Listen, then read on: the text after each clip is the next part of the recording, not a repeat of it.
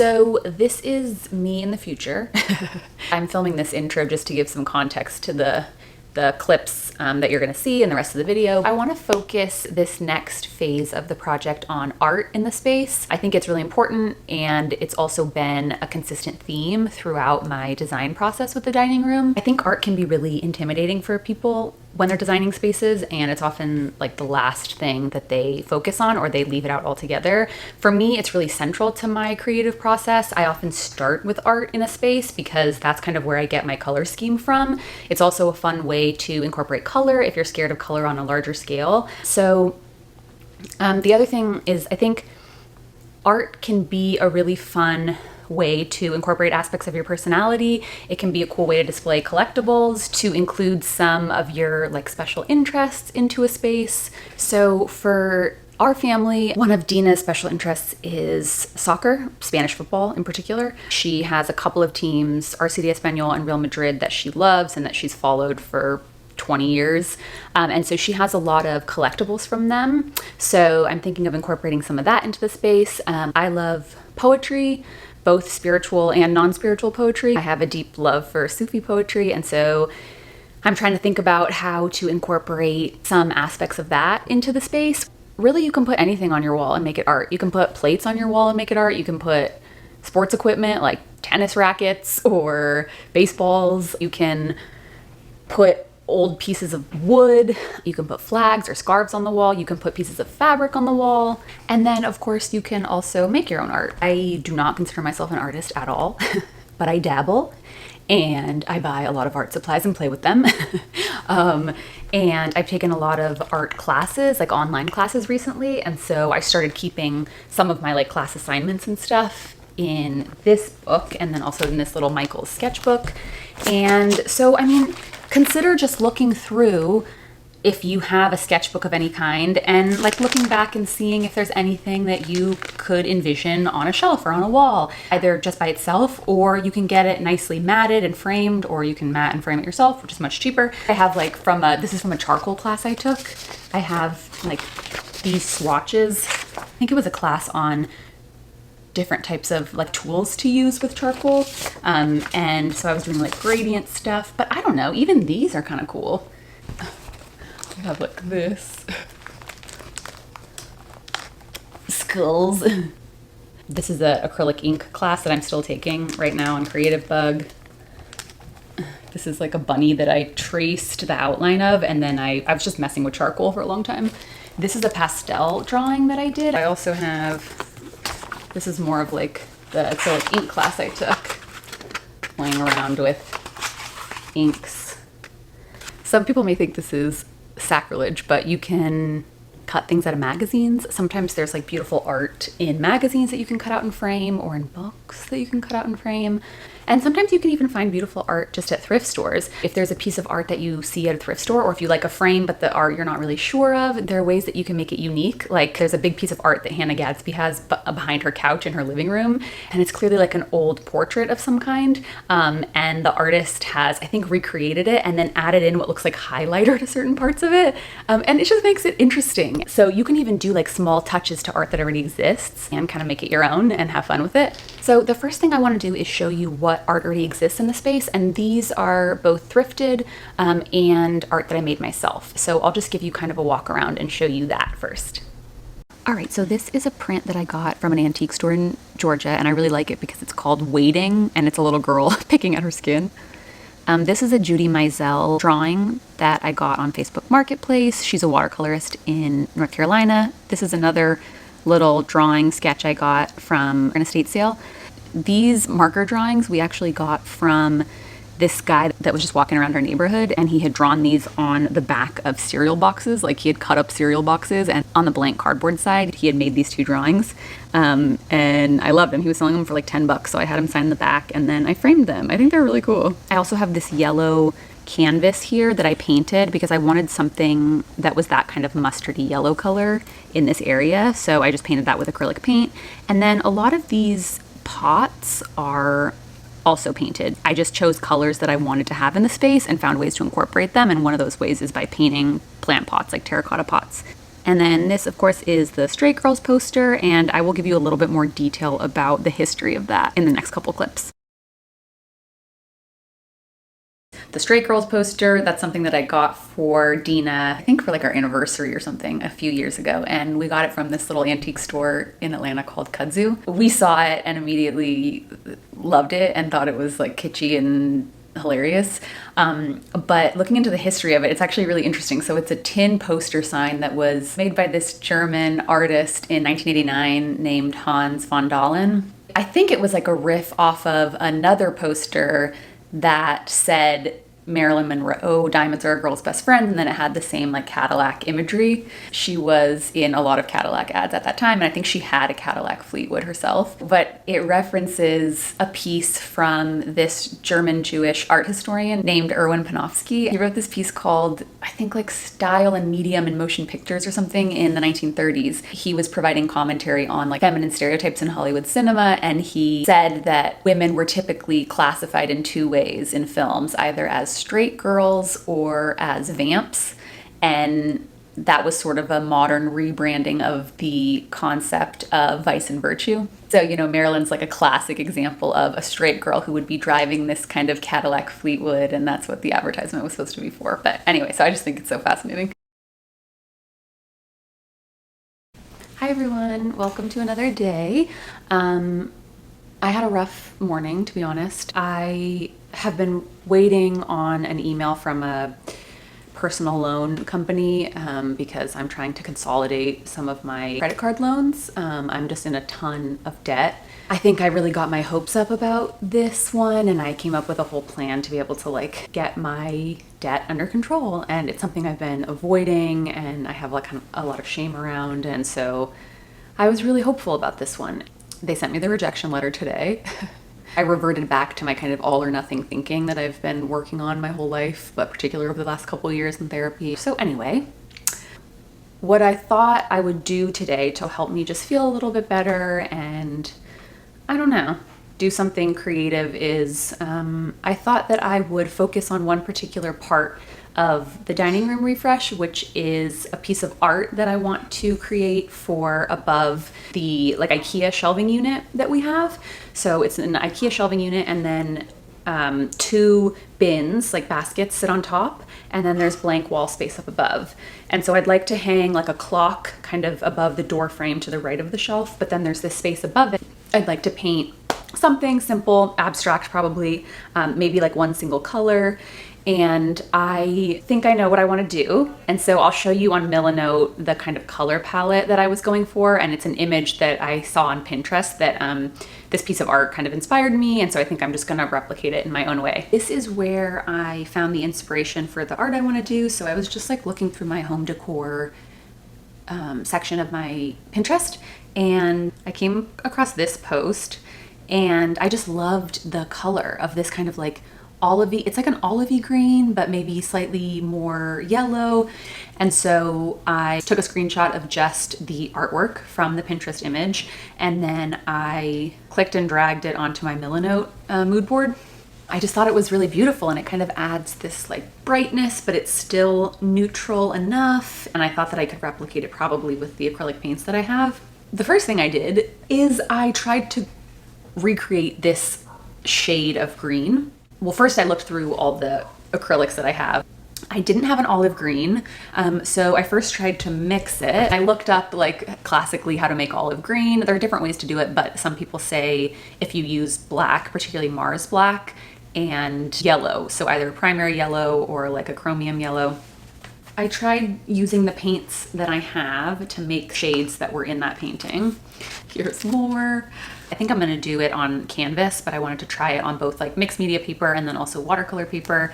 I tried to kind of do one like this, which kind of looks like it, but I was just really struggling to create that exact shade of like yellow olive green. And so then I started experimenting with just like shades of Mars Black mixed with every single different yellow acrylic paint that I have. Then I went online and I tried to use the eyedropper tool to color match the green that's in that exact image. I came across this color gold green, which a few different brands offer. I ordered 2 tubes from Amazon. They were like $5 each. It's the Galleria acrylic. The color is a little, maybe too yellow. So this was me just like messing around yesterday. And then I did another one on watercolor paper, which is this one. So yeah, that's where we are. So I'm still experimenting. I think I'm gonna try improvising with all these colors that I have and try and create a sample on this small canvas board. And I may even put it up against the wall in the area that I want it, and I'll see if I like those colors, and then I'll tweak and get a slightly bigger one for the final. So anyway, I think I'm gonna play around with that now, and I'll film some of it for y'all.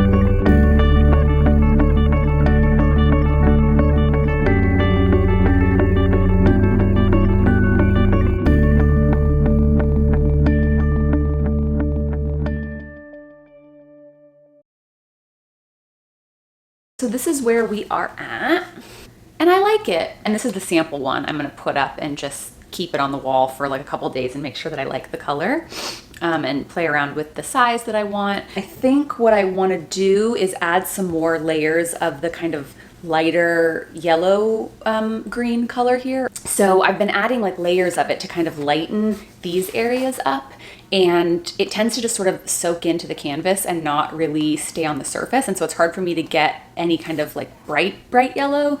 And so I'm just gonna keep adding some colors. All right, so this is what we are working with. Just added like a few more layers of the yellow. So I think it looks pretty good. I mean, good enough for the sample. So now what I want to try is just, there are some like additional markings on the image from Pinterest. So it looks like maybe white charcoal was used, or like a white colored pencil. So I'm gonna try and see if I can make some of those marks with some of the material that I have. So we shall see. Hi everyone. So picking up where we left off, it's another day, and I have like a little setup in the dining room. Actually, sometimes I use this desk for like a little art studio station.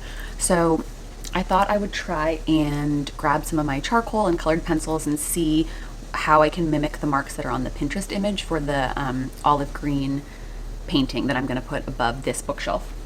So I keep all of my charcoal stuff in one container, and I have like willow charcoal or vine charcoal. I have some Conte. I have like compressed charcoal sticks in white and in black. Oh, and some Conte in there that I just keep in like Alfred's containers. And then I keep all my pencils, like charcoal pencils, in here. So maybe let's just start with a pencil because it's easiest. So let's just start with the General's charcoal white pencil. See if I can do some similar kind of strokes.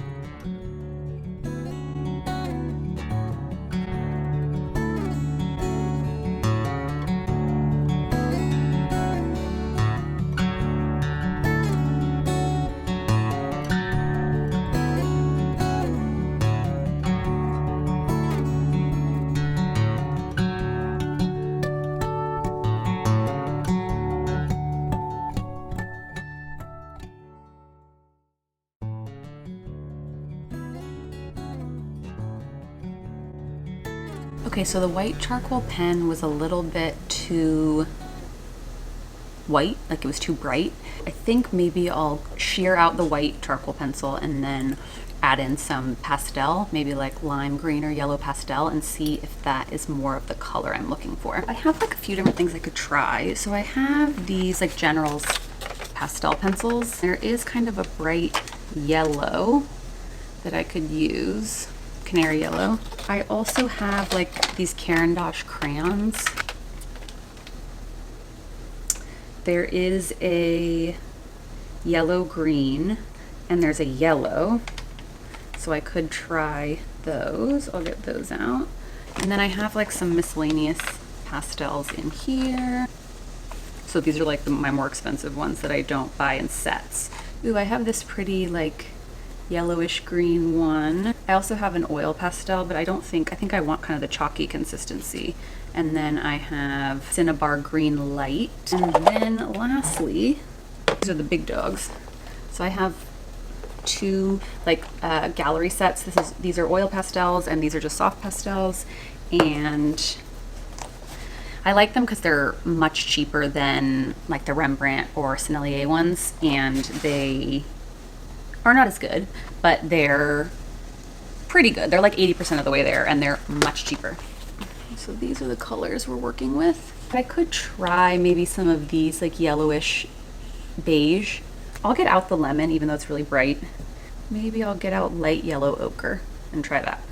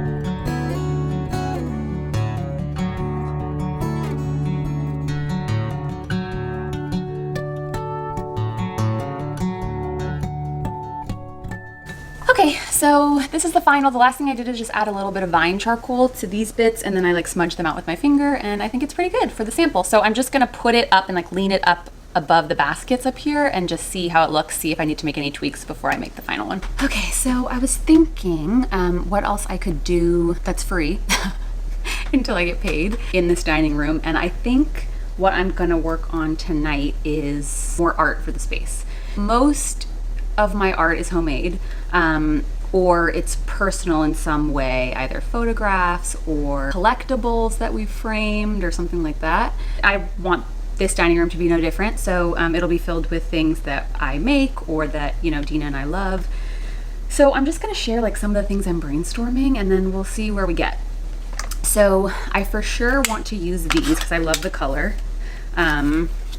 And these are two frames that I thrifted. I also have these frames that I got from Michael's, and I like the look of like floating, of pictures in floating frames. They look a little like plasticky to me, and you know, the side is plastic, it's not metal. This is real glass, but so I'm still thinking these might go in the shelves, but I definitely want some photographs. Like I took all the photographs off of our built-ins and put them all in a bin along with all my frames and stuff because I hadn't decided how I wanted to display them yet. And so yeah, now's the time probably. I also have a couple cool like chrome metal frames. These are all thrifted. I got these at Goodwill a long time ago. I have like 6 of them, and they're just little like shadow boxes, and I thought they would be cool as display containers for collectibles. Like Dina, she has a couple of Spanish football teams that she really loves, and so she collects like pins and vintage ticket stubs and like little flags. What else do I have in here? So my mom came to visit us maybe like 2 years ago, and she brought with her all of the school assignments and art projects that I had ever done. I went through it one day, and honestly, if you have access to stuff from when you were a kid that you used to make, I highly recommend going through it because it reminded me, it actually was the reason I started getting into art and like my creative hobbies again, because I hadn't done that in probably 10 years. I looked back at like all the art and the crafts. It got me excited. Honestly, kids' art is really either that you created yourself when you were a kid or that your kids created or kids in your life created. it can be really awesome and unique and colorful and uninhibited. And so anyway, these are some things that like I created when I was little, and I was like, I wonder if I could incorporate that somehow into the dining room. Do y'all remember making these? This was like a, I don't even know, a portrait of some kind. Self-portrait. I put this in this frame. I do love this frame. I was thinking of using it in here, but I might also use it in the kitchen. But that's like a pastel drawing I made. This is like some kind of acrylic painting on canvas board or something. But I don't know, I liked the colors. I thought it might be cool. So I'm considering putting all of these somewhere in the dining room. I mean, we have so much shelf space. I also have like family photos, which I won't show you, but photos of like my grandmother and my uncle who aren't alive anymore and who I miss dearly. Yeah, I never knew my grandmother. I never met her. She died before I was born. There's like no evidence of her photographically anywhere. So I have like 1 or 2 pictures of her, which are really special. And I do want to do something with them, but I don't know what yet. Hi everyone, good morning or good afternoon. It's 1:15, good morning. I just woke up like an hour and a half ago. I have myself a little coffee and some yogurt in these cute little dishes. This is why I collect stuff like this, because even if my kitchen is an absolute disaster, I have these fancy dishes here that I don't use very often that I can grab and feel good. I